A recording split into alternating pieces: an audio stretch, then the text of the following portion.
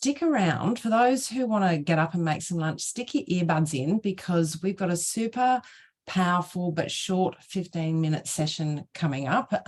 So we will break for an hour, but stick around for the next 15 minutes if you can. I think this one is going to be really, in fact, they've all been interesting, but this one is I'm particularly keen on. And I'd like to introduce Chandni Gupta. Our topic is duped by design, how dark patterns cause consumer harm. I grew up as a product manager, so this one is of particular interest for me. And I'm delighted to introduce Chandni, who's the Digital Policy Director at the Consumer Policy Research Centre. And she's going to share with us how the CPRC has explored 10 common dark patterns that are prevalent online and that are deteriorating the online consumer experience. So over to you for the next 15 minutes, Chandni, and enjoy. Thanks very much. Thank you so much, Sandra, for that introduction. I'll just share. I'm just trying to share my screen, but I think because it's shared, I thought yes. Thank you.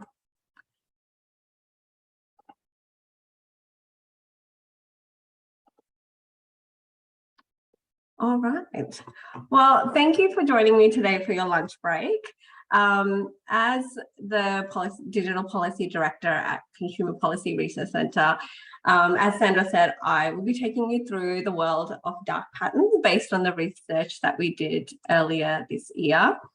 So for the next 30 seconds, while you're prepping for your lunch, I want you to imagine you're about to walk into a department store, a physical department store, that is. Before you can even enter the store, you're asked to share your personal information. Once you're inside, you walk over to a counter to trial some free samples, but you're asked to hand over your credit card and it'll be charged with full-size product added to your basket once you walk out, unless, of course, you go through the cancel sample purchase process, which is, of course, located at another desk. Now you're walking through the aisles, and for every item you glance at or browse, you're told there's only a few left in stock and that lots of people have been looking at the very same product. For offers that you say no to, staff make you feel really guilty about it, commenting, well, you just must prefer paying more. And once you're at the checkout, you notice that other items have been added to your basket, items that you never looked at, and you never intended to buy. It sounds like a truly uncomfortable, perverse experience, but that's what's happening to consumers every day online, thanks to deceptive and manipulative designs. Now, I hope you can see my screen. Dark patterns, deceptive design, manipulative design, they're all names given to this feature that now is so prominent across websites and apps we use every day. They are designed to influence our decisions, our choices, our experience. Is it in our best interest? Often not. Is it illegal? Largely not. So today I hope to leave you with three things: an overview of the 10 dark patterns that we researched and the Australian consumer experience, where we see dark patterns possibly breaching current consumer law and which ones are deeply unfair, and what role government, regulators, and businesses can all play to help mitigate the risks of dark patterns. So in case you're wondering where dark patterns exist, the short answer is they are everywhere. As part of our research, we asked 2,000 Australians in our survey to list the names of those businesses they could recall using deceptive designs, and businesses from almost 50 sectors were identified. I mentioned before that many dark patterns that exist today aren't illegal. Currently in Australia, we can look through the lens of misleading and deceptive conduct, unfair contract terms, and even the Privacy Act. But the law currently offers a very narrow lens for regulators to act. But are consumers experiencing harm? Well, our survey revealed that 83% of Australians had experienced one or more negative consequences as a result of dark patterns being used on websites and apps. Yet, 6 out of the 10 dark patterns we looked at can be implemented without any consequence to businesses. So one of the most egregious designs is embedding hidden cost. The example that you'll see on your screen right now is of an extended warranty that's just automatically applied to the consumer's cart. But if you look closely, the number of items shown near the shopping cart is just one, even though a second item has been added by the business. Basically, this suppresses any queues early in the shopping process. It's not till right at the end that a consumer may fully realize what's happened, and then they'll need to actively opt out from paying for the service plan. When we surveyed consumers about this, almost 2 in 5 found this deceptive, and more than 1 in 4 found it manipulative. The other dark pattern that's on the verge of being misleading are ads that appear as regular content. We'll call it what it is. It's clickbait. In some instances, you do see in the tiniest of fonts words such as advertisement, promoted, or sponsored, but the design is done in such a way that the ad is made to look and feel like regular content. And given how time poor consumers are, clicking through is inevitable for so many. In fact, 85% of Australians had recalled seeing content where it was difficult to determine whether it was regular content or an ad. We have fairly strict laws when it comes to how ads are shown in other mediums. Online presence should be no exception. The example we saw in the category of trick question really pushed our buttons. Basically, the concept here is to use confusing language or make it as difficult as possible for consumers to opt in or opt out of options or services. The smaller pop-up you see has a real genuine question up front. Are you okay with cookies? But here's the trouble. There's actually no option for the consumer to not be okay with the cookies. There's no way to adjust preferences or to say an outright no. The question is moot. The other example here that you can see on the screen is for cookie consent. And you're given 2 options, accept all or accept selected. But here's the thing. All are already selected. At this very point, no matter which option the consumer chooses, all will be selected. The consumer has to actively untick the options they don't want instead of ticking the ones they do. Again, it's about pushing consumers to make unnecessary choices. Now, currently, a trick question could be seen as misleading if information that is critical for a consumer's decision-making process is hidden by a small print or is withheld entirely, but that is often very difficult to prove. Probably one of our favorite to load is scarcity queues because it gives a lot of FOMO vibes. They are all about creating a sense of urgency. I'm sure you've all seen them at some point when you're browsing websites or apps. It's this idea that if not now, then never. And that fear of missing out is really instilled into consumers' experience. This is one dark pattern that is quite prevalent, but we saw it a lot on travel and retail sites. There is really no way for a consumer to know how accurate these queues are. We saw one example where there's a countdown timer for a sale with only hours to go, only to see the exact same offer using the same imagery back on the website a few days later, but with no countdown timer. Our research showed 1 in 3 Australians felt it was manipulative and 1 in 4 felt they couldn't trust the information. It's a design that is very much done to push people to fast-track decisions that they probably didn't need to make. So if you've ever seen pop-ups about what other people are doing on a site or percentage of people who may be looking at the same thing as you, that is an activity notification. And when we looked into it, during our sweep, we found that the pop-up version was extremely persistent and frequent, with a new pop-up appearing every 4 to 11 seconds. So even just 10 minutes on the website could amount to you seeing up to 150 pop-ups.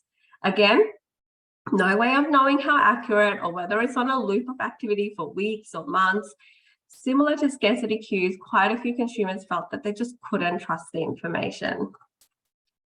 So over the last few years, confirm shaming is terminology that has really become synonymous with dark patterns. It's all about using language that suggests that a particular choice is shameful or even irresponsible. Instead of options being a clear yes or no, or cancel or keep, there are things like, no, I like paying more, lose all my benefits. Talk about degrading the consumer and their experience. It can certainly have an impact on how a consumer makes data and financial related decisions online. Hotel California. Now, for those of you who know the original song by the Eagles, you'll know the line, you can check out anytime you like, but you can never leave. And this pattern is all about creating barriers for consumers to move out or cancel out of a service. We found out that while it was super easy, often just one step to sign up to something, signing out can take navigation of multiple steps involving additional questions and long pieces of content. Our research revealed 76% of Australians had experienced difficulty cancelling an online subscription. Now, we don't have an unfair trading prohibition in Australia, but this is the kind of pattern that could be addressed by measures that protect consumers who may feel trapped or locked into a service they no longer need or want. And we've seen this happen overseas. If you think that a global company will change its processes because they've been made to do so in other jurisdictions, you might be in for a surprise. So let's take the example of cancelling Amazon Prime. It's the same service, same company, same action by the customer, but depending on where you live, your experience can be quite different. So let's compare the pair. In July this year, Amazon changed its cancellation process for Prime to a simple 2 clicks with a clear cancellation button after it was found to have breached EU's unfair trading laws. Meanwhile, in Australia, we are navigating through multiple screens, multiple steps, and multiple options. In this last screen, you're offered 4 options, and 3 of the 4 involve keeping Prime in some form. Only 1 is about immediate termination, but unlike the EU where the option really stands out, here it blends in with all the others. On top of that, we investigated cancellation from 2 different accounts and found the process to get to these final screens varied depending on how and where you were cancelling from. False hierarchy is one option that occurs where the business wants you to pick their preferred option, and that's the one that's made to stand out over others. Often we see this for invitations for email subscriptions where the option to not subscribe is in a smaller font or via a cross on the top left. We did see an example in our suite where there was no button to close at all. So the only way to close the pop-up asking you to sign up was to actually click outside of the pop-up, which is just not something that's intuitive. This is a pattern that is highly prevalent. 86% of Australians had recalled seeing it, and 1 in 4 found it manipulative. As it often relates to a consumer sharing personal information, it can have really long-lasting implications for persons' privacy. This pattern is designed to get more people to share more of their personal information with businesses. And we're seeing what the issues are with that right now with some of the data breaches that are happening. Years ago, we thought pop-ups had their time, only to be seen on dodgy spam sites, but they have had a bit of a resurgence. This pattern, which often uses pop-ups, is all about moving consumers away from what they want to do. We even saw sometimes where if the cursor didn't move or was moving towards the close button, pop-ups would appear with additional discounts to get the consumer to stay. And if at any point personal information has been shared, that nagging can continue well after the consumer has left the site. Almost half of Australians found it annoying, and 1 in 5 wanted to stop using the site. Again, consumers are subjected to pressure sales tactics that create an unfair advantage for businesses. For our last dark pattern, we looked at designs where consumers are being asked for more personal information than what's needed. Now, for other dark patterns, often this is one of the consequences, but we thought it was really important to look at design features where consumers have no choice but to part with their personal information. One example was an app by a local fitness center that forced consumers to create a login only to view the timetable. Our survey showed almost 2 in 5 Australians felt that was concerning, and 1 in 3 felt they just couldn't trust the business. The data grab dark pattern can have significant implications for consumers. Personal information can be used to make predictions about you, and it can be highly sensitive and influence what you consume and at what price. Unfortunately, current laws just don't go far enough to protect consumers. What we've gone through so far is the perception and experience of the consumer through dark patterns, but what is it really costing them? The short answer, dark patterns create consumer harm. Consumers in our survey reported being compromised in their emotional well-being and others experiencing financial and data-driven harms. Australians reported spending more than they intended and feeling pressured into buying something. When it comes to data harms, Australians reported creating accounts they didn't want to, accidentally signing up to something, and feeling pushed to share more personal information than they wanted to. When it comes to younger consumers, the impact only compounded. Consumers aged between 18 and 28 were more likely to experience both financial and data harms. Just as an example, 1 in 3 spent more than they intended. That's 65% above the national average. On the flip side, there's also the cost for business. Almost 1 in 3 Australians stopped using the website. Almost 1 in 6 felt their trust in the organisation had been undermined, and more than 1 in 4 now thought negatively about the organisation. So while in the short term, dark patterns may lead to financial and data gains, in the long run, they will deteriorate consumer trust and loyalty. So it makes good business sense to give consumers a meaningful experience online that's in their best interest. What I've walked through is just a snapshot of what dark patterns experience looks like in Australia. But what our research has highlighted is that everyone in the digital ecosystem has a role to play. Around the world, jurisdictions are really ramping up their response to dark patterns. Earlier this year, we saw the state of California ban specific dark patterns. We've also had the Digital Services Act and Digital Markets Act introduced in Europe. Here in Australia, the Australian consumer law needs to be reviewed to ensure it's still fit for purpose for today's digital economy, and that other more whole of economy reform is needed, such as an unfair trading prohibition, and of course, fast tracking our Privacy Act, which is stuck in the 80s, well before internet was around, and when we were actually navigating through floppy disks. And we need to ensure that any reviews and any revisions that we do to the Privacy Act have to go beyond just increasing the penalties. For regulators, it's really about acting on dark patterns now that are misleading for consumers. Our regulators also need to have the capacity to conduct proactive surveillance and not rely on reports of breaches from consumers. The onus cannot no longer remain on consumers to identify and report harm. In terms of businesses, they're in the best position to make changes today and lead by example, whether it's auditing their online presence, and even a small business can take actions by being really mindful about the off-the-shelf e-commerce products they choose and which features they decide to turn on and off. We've all got a role to play in ensuring a fair, safe, and inclusive digital economy for consumers.